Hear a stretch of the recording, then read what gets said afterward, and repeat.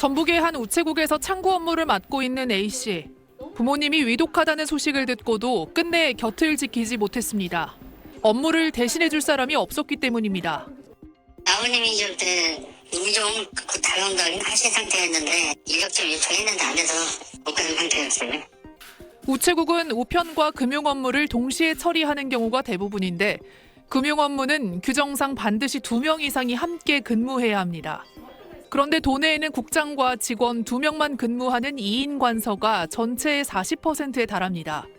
한 사람이 빠지면 반드시 다른 우체국에서 지원을 받아야 업무를 할 수 있어 조퇴나 병가를 내는 것도 쉽지 않습니다.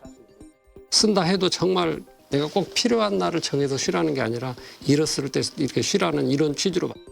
전북지방우정청의 행정직원은 470명으로 정원보다 10명 많지만 창구 업무와 집배 업무를 맡는 우정직원은 283명으로 정원에 미치지 못하고 있습니다.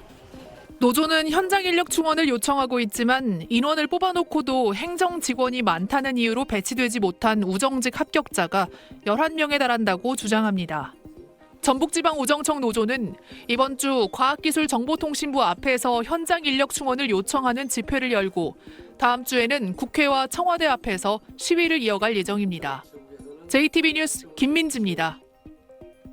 네, 오늘 마지막 소식입니다. 광주시청 내부에서 직장 내 상사의 갑질과 부당행위에 대한 직원들의 폭로가 잇따르고 있다고요. 네, 최근 광주시 내부 게시판에 그 상사의 부당한 업무 지시나 폭언 등 이른바 갑질에 대한 글들이 연이어 올라오고 있습니다.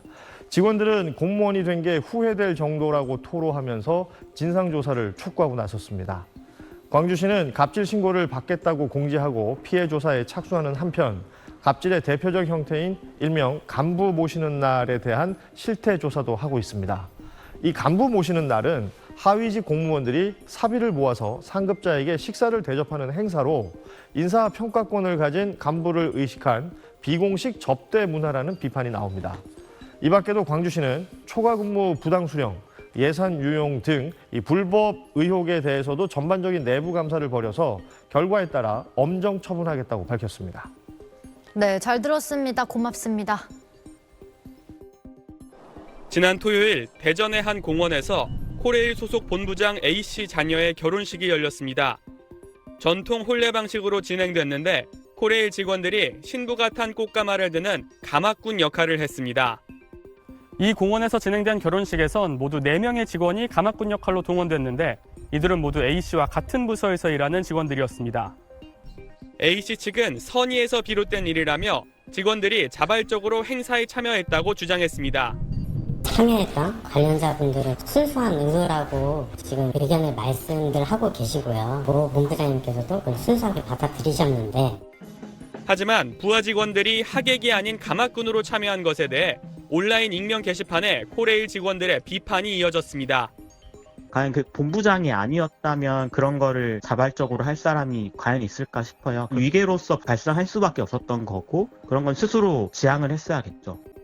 익명 게시판엔 사실관계를 바로잡겠다며 자발적인 참여였단 해명 글도 올라왔는데 그게 사실이라도 상급자가 오히려 만류했어야 했다는 직원들의 의견이 줄을 이뤘습니다. 있어서는 안 된 일이 생긴 거고 갑질이라고 규정할 수는 없겠지만 그런 조직 문화가 남아있는 것 같고 공사에서 이 부분에 대해서 제대로 잘 처리해줬으면. 코레일 측은 사장 주재로 긴급 회의를 열고 주요 경영진들을 대상으로 윤리 경영 교육을 시행하겠다고 밝혔습니다. 또 정확한 사실관계 파악을 위해 외부 노무법인의 감사를 의뢰했으며 그 결과에 따라 징계 여부 등을 결정하겠다고 말했습니다. SBS 김태원입니다.